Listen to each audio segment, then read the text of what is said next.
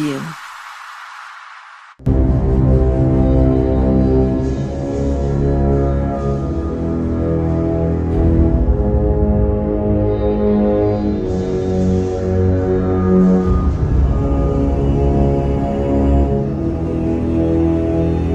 ਚੜ੍ਹਦੀ ਕਲਾ ਪੰਜਾਬ ਨਿਊਜ਼ ਤੇ ਇਸ ਵੇਲੇ ਦੀ ਖਬਰ ਬਟਾਲਾ ਤੋਂ। ਬਟਾਲਾ ਪੁਲਿਸ ਦੇ ਐਸਐਸਪੀ ਅਸ਼ਵਨੀ ਗੋਟਿਆਲ ਨੇ ਪ੍ਰੈਸ ਵਾਰਤਾ ਦੌਰਾਨ ਦੱਸਿਆ ਕਿ ਬੀਤੇ ਦਿਨੀ ਬਟਾਲਾ ਵਿਖੇ ਇੱਕ ਹੋਟਲ ਦੇ ਬਾਹਰ ਤੋਂ 4 ਲੋਕਾਂ ਕੋਲੋਂ ਹਥਿਆਰਾਂ ਦੀ ਨੋਕ ਤੇ ਫਾਇਰਿੰਗ ਕਰਦੇ ਹੋਏ 2 ਮੋਟਰਸਾਈਕਲ ਸਵਾਰ 5 ਲੁਟੇਰਿਆਂ ਵੱਲੋਂ ਆਈ ਵੀਰ ਗੱਡੀ ਲੁੱਟ ਲਈ ਗਈ ਸੀ ਅਤੇ ਬਟਾਲਾ ਵਾਸੀ ਨਰੇਸ਼ ਕੁਮਾਰ ਨੂੰ ਗੋਲੀ ਮਾਰ ਕੇ ਜ਼ਖਮੀ ਕਰ ਦਿੱਤਾ ਗਿਆ ਸੀ। ਇਸ ਮਾਮਲੇ ਨੂੰ ਲੈ ਕੇ ਬਟਾਲਾ ਪੁਲਿਸ ਨੇ ਇੱਕ ਟੀਮ ਬਣਾ ਕੇ ਤਫਤੀਸ਼ ਸ਼ੁਰੂ ਕੀਤੀ ਅਤੇ ਤਫਤੀਸ਼ ਦੌਰਾਨ ਇਸ ਮਾਮਲੇ ਨੂੰ ਬਟਾਲਾ ਪੁਲਿਸ ਵੱਲੋਂ 24 ਘੰਟਿਆਂ ਵਿੱਚ ਹੱਲ ਕਰਦੇ ਹੋਏ ਰਣਜੋਧ ਲੁਟੇਰਾ ਗੈਂਗ ਦੇ 9 ਮੈਂਬਰਾਂ ਨੂੰ ਕਾਬੂ ਕਰਦੇ ਹੋਏ ਉਹਨਾਂ ਕੋਲੋਂ 5 ਰਿਵਾਲਵਰ, 16 ਜਿੰਦਾ ਰੌਂਦ, 5 ਮੈਗਜ਼ੀਨ, ਲੁੱਟੇ ਗਏ 5 ਮੋਟਰਸਾਈਕਲ ਅਤੇ 2 ਗੱਡੀਆਂ ਸਮੇਤ ਕਾਬੂ ਕੀਤਾ ਗਿਆ ਹੈ। ਇਹਨਾਂ 9 ਮੈਂਬਰਾਂ ਉੱਤੇ ਪਹਿਲਾਂ ਹੀ 20 ਕ੍ਰਾਈਮ ਦੇ ਕੇਸਾਂ ਵਿੱਚ ਪੁਲਿਸ ਨੂੰ ਲੋੜੀਂਦੇ ਸਨ ਅਤੇ ਇਹਨਾਂ ਸਾਰਿਆਂ ਦੀ ਉਮਰ 18 ਤੋਂ 25 ਸਾਲ ਦੇ ਦਰਮਿਆਨ ਦੱਸੀ ਜਾ ਰਹੀ ਹੈ। ਉਹਨਾਂ ਕਿਹਾ ਕਿ ਇਹ ਗੈਂਗ ਕੋਲੋਂ ਕਾਬੂ ਕੀਤਾ ਅਸਲਾ ਇਹ ਉੱਤਰ ਪ੍ਰਦੇਸ਼ ਤੋਂ ਲੈ ਕੇ ਆਏ ਸੀ। ਐਸਐਸਪੀ ਬਟਾਲਾ ਨੇ ਦੱਸਿਆ ਕਿ ਰਿਮਾਂਡ ਲੈਂਦੇ ਹੋਏ ਅੱਗੇ ਦੀ ਪੁੱਛਗਿੱਛ ਕੀਤੀ ਜਾ ਰਹੀ ਹੈ। ਅੱਗੇ ਹੋਰ ਵੀ ਖੁਲਾਸੇ ਹੋਣ ਦੀ ਉਮੀਦ ਹੈ। ਬਟਾਲਾ ਤੋਂ ਰਮੇਸ਼ ਪਾਟਿਆ, ਕੁਲਵਿੰਦਰ ਸਿੰਘ ਪਾਟਿਆ ਦੀ ਰਿਪੋਰਟ। ਬਟਾਲਾ ਪੁਲਿਸ ਨੂੰ ਇੱਕ ਬਹੁਤ ਵੱਡੀ ਸਫਲਤਾ ਮਿਲੀ ਹੈ ਜੀ। ਅੱਜ 5 ਤਾਰੀਖ ਜੋ ਅੱਜ ਦੀ ਮਿਤੀ ਹੈਗੀ, ਇਸ ਦੇ 'ਚ ਸਾਡੇ ਇੱਥੇ 2 ਗੈਂਗ ਜੋ ਹੈਗੇ ਆ ਬਹੁਤ ਨਟੋਰੀਅਸ ਨੇ, ਉਹ ਗੈਂਗ ਬਸਟ ਹੋਏ ਨੇ। ਜੋ 4 ਤਾਰੀਖ ਨੂੰ ਇੱਕ ਵਾਰਦਾਤ ਹੋਈ ਸੀਗੀ ਥਾਣਾ ਸਦਰ ਦੇ, ਜਿੱਥੇ ਤੁਹਾਨੂੰ ਵੀ ਪਤਾ ਹੈਗਾ ਜੀ, ਉਹ ਇੱਕ ਗੱਡੀ ਉੱਥੇ 4 ਵੀਲਰ ਹੈਗਾ ਹੋਟਲ ਬੈਲਾਵੀਟਾ, ਉੱਥੋਂ ਦੀ ਖੋਹ ਹੋਈ ਸੀਗੀ। ਉੱਥੇ ਇੱਕ ਸਿਵਿਲੀਅਨ ਜਿਨ੍ਹਾਂ ਦੀ ਗੱਡੀ ਦਾ ਓਨਰ ਸੀਗੇ, ਉਹਨਾਂ ਨੂੰ ਗੋਲੀ ਵੀ ਲੱਗੀ ਸੀ। ਤੋ ਵਿਦਿਨ 24 ਆਵਰਸ ਅਸੀਂ ਉਹ ਇਨਸੀਡੈਂਟ ਨੂੰ ਟਰੇਸ ਕੀਤੇ। ਉਸ ਇਨਸੀਡੈਂਟ ਦੇ ਨਾਲ ਜੋ ਉਹਨਾਂ ਦੇ ਨਾਲ ਜੁੜੇ ਸੀਗੇ ਪਿਛਲੇ ਵਾਰਦਾਤ, ਉਹ ਵੀ ਸੋਲਵ ਹੋ ਗਏ ਨੇ। ਇਸ ਦੇ 'ਚ ਮੇਨ ਅਕਿਊਜ਼ਡ ਹੈਗਾ ਜੀ ਰਣਜੋਤ ਸਿੰਘ। ਉਹਨਾਂ ਦੇ ਨਾਲ ਉਹਨਾਂ ਦੇ ਗੈਂਗ ਮੈਂਬਰਸ ਹੈਗੇ ਆ 7 ਔਰ, ਤੋਂ 8 ਬੰਦੇ ਉਹ ਅਰੈਸਟ ਹੋਏ ਨੇ। ਨਾਲ ਹੀ ਜੋ ਗੱਡੀ ਇਹਨਾਂ ਨੇ ਖੋਹ ਕੀਤੀ ਸੀ 4 ਵੀਲਰ, ਉਹ ਗੱਡੀ ਰਿਕਵਰ ਹੋਈ ਹੈ। ਇਸ ਦੇ ਨਾਲ ਜੋ FIR ਨੰਬਰ 30 ਹੈਗੇ, ਉਹ ਵੀ ਥਾਣਾ ਸਦਰ ਦੀ ਇੱਕ ਇਟੀਓਸ ਗੱਡੀ ਹੈਗੀ, ਉਹ ਖੋਹ ਹੋਈ ਸੀਗੀ, ਉਹ ਗੱਡੀ ਵੀ ਰਿਕਵਰ ਹੋਈ ਨੇ। ਨਾਲ ਇਹਨਾਂ ਦੇ 4 ਜੋ ਨਜਾਇਜ਼ ਅਸਲਾ ਹੈਗੇ ਜੀ, 32 ਬੋਰ ਦੇ ਅਸਲੇ, 5 ਮੈਗਜ਼ੀਨ ਔਰ 16 ਜ਼ਿੰਦਾ ਰੌਂਦ, ਇਹ ਰਿਕਵਰ ਹੋਏ ਨੇ ਜੀ। ਔਰ ਇਹ ਜੋ ਰਣਜੋਧ ਹੈਗਾ ਔਰ ਇਹਨਾਂ ਦੇ ਗੈਂਗ ਮੈਂਬਰਸ, ਇਹਨਾਂ ਨੇ ਸਾਡੇ ਜੋ ਪੁਰਾਣੇ ਮੁਕੱਦਮੇ ਸੀਗੇ, ਪਿਛਲੇ ਮਹੀਨੇ ਦੇ ਜੋ ਮੁਕੱਦਮੇ ਸੀਗੇ, 4 307 ਦੇ ਮੁਕੱਦਮੇ ਸੀਗੇ, ਉਸ ਦੇ 'ਚ ਇਨਵੋਲਵਡ ਸੀਗੇ।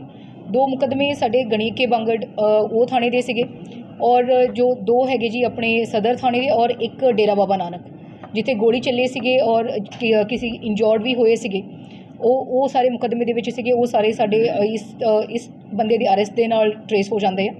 ਇਸ ਦੇ ਨਾਲ ਹੀ ਇੱਕ ਔਰ ਗੈਂਗ ਦਾ ਬਸਟ ਹੋਇਆ ਜੀ, ਉਸ ਦਾ ਨਾਂ ਹੈਗਾ ਸੁਖਰਾਜ ਸਿੰਘ ਅਲੀਆਸ ਕਾਕਾ। ਉਹ ਡੇਰਾ ਬਾਬਾ ਨਾਨਕ ਏਰੀਆ ਦੇ ਵਿੱਚ ਬਹੁਤ ਜ਼ਿਆਦਾ ਐਕਟਿਵ ਰਿਹਾ ਔਰ ਉਹਨਾਂ ਦੇ ਉੱਤੇ ਵੀ ਪਰਚੇ ਹੈਗੇ ਜੀ, 9 ਪਰਚੇ ਹੈਗੇ ਆ ਹੁਣ ਤੱਕ ਦੀ।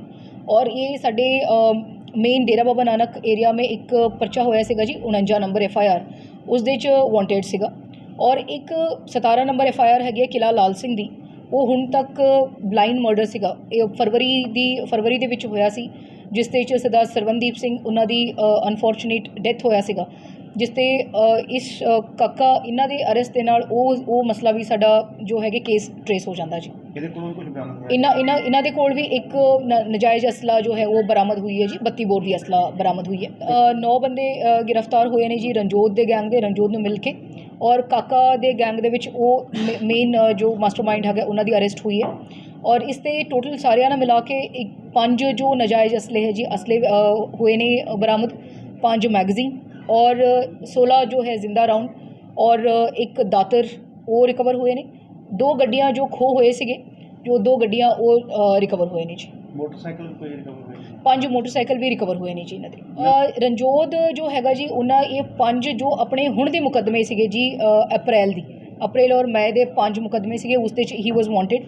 5 मुकदमे दे विच 4 जो हैगे 307 दे मुकदमे ने और एक जो हैगा 379B दा मुकदमा सीगा। और जो काका हैगा उन्होंने उत्ते ऑलरेडी 9 मुकदमे हैगे जी। उस दे जो साडे डेरा बाबा नानक दे एरिया दे किला लाल सिंह दे पिछले 2 महीने दे विच ही इन्हां दे 2 मुकदमे हैगे जी। ਮੈਮ ਉਮਰ ਅਗਰ ਲਗਾਈ ਜਾਵੇ ਨਾ ਨੌਵਾਂ ਦੀ ਕਿੰਨੀ ਕੁ ਉਮਰ ਦੇ ਹੈਗੇ ਨੇ?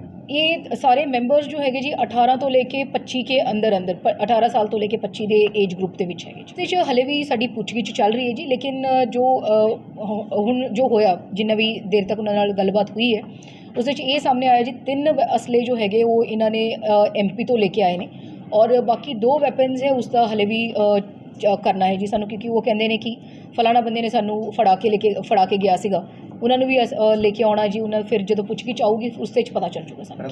ਤਫਤੀਸ਼ ਦੇ ਵਿੱਚ ਹੋਰ ਵੀ ਖੁਲਾਸੇ ਹੋਣ ਦੀ ਉਮੀਦ ਹੈਗੀ? ਬਿਲਕੁਲ ਹੈਗੇ ਜੀ, ਬਿਲਕੁਲ ਹੈਗੇ, ਕਿਉਂਕਿ ਇਹਨਾਂ ਨੇ ਪਿਛਲੇ 3-4 ਸਾਲ ਤੋਂ ਐਕਟਿਵ ਨੇ ਇਸ ਏਰੀਆ ਦੇ ਵਿੱਚ। ਜੋ ਬਟਾਲਾ ਹੋ ਗਿਆ ਉਸ ਤੋਂ ਬਾਅਦ ਮਜੀਠਾ ਏਰੀਆ ਹੈਗੇ, ਦੂਜੇ ਜ਼ਿਲ੍ਹੇ ਦੇ ਵਿੱਚ ਵੀ ਐਕਟਿਵ ਨੇ।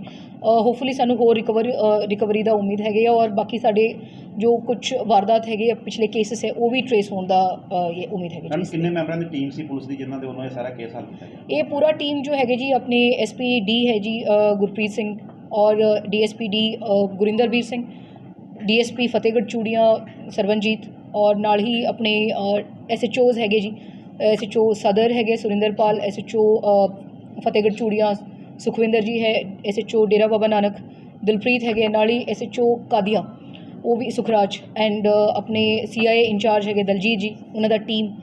ਬੇਸਿਕਲੀ ਸਾਡਾ ਇੱਕ ਜੋ ਤੁਸੀਂ ਵੀ ਵੇਖੇ ਹੋਣੇ ਜੀ, ਜਦੋਂ ਮੇਰੇ ਆਉਣ ਤੋਂ ਬਾਅਦ ਸਾਡਾ ਇਹ ਮਕਸਦ ਇੱਕੋ ਹੀ ਹੁੰਦਾ, ਵਾਰਦਾਤ ਭਾਵੇਂ ਕਿੱਥੇ ਵੀ ਹੋ ਜਾਵੇ ਇੱਕ ਟੀਮ ਦੇ ਤੌਰ ਤੇ ਅਸੀਂ ਕੰਮ ਕਰੀਏ।